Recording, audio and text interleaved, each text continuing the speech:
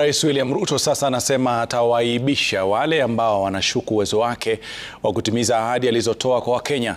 Rais akisema wanaoendesha kampeni kwamba yeye ni muongo watashangazwa na utendakazi wake hivi karibuni. Na kama anavyoarifu Emmanuel To, Ruto pia alionekana kuzamia zogo la tamthilia ya wasichana wa Butere Girls ya Echoes of War, akiapa kuwalinda watoto wa Kenya dhidi ya mafunzo ya chuki.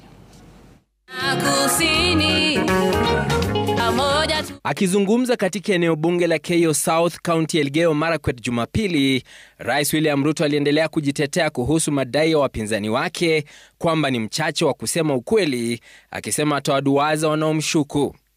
Naona kuna watu wako na wasiwasi.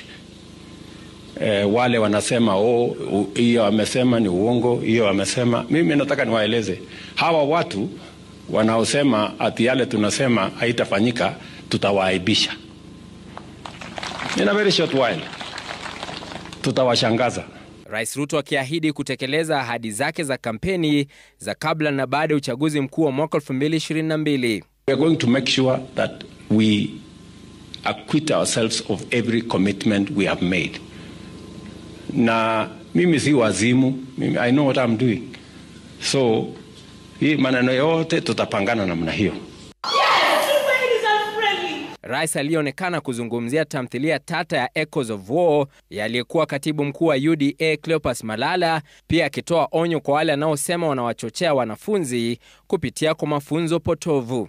We must equally protect all our children from pedophiles, from drug peddlers, and from those who want to corrupt our children and teach them to hate their parents or their teachers or their leaders or their nation.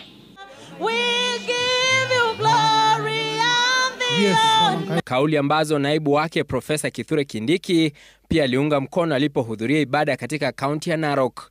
This administration is keen to bring equality and equity across Kenya, to make sure that every community, every county, every place in Kenya. Hii siasa ingine ambayo tunasikia watu wengine wanajaribu kukoroga, mimi nataka tu kukuhakikishia kama gavana wa kaunti hii ya kwamba sisi tunasikiza vile rais wetu anasema.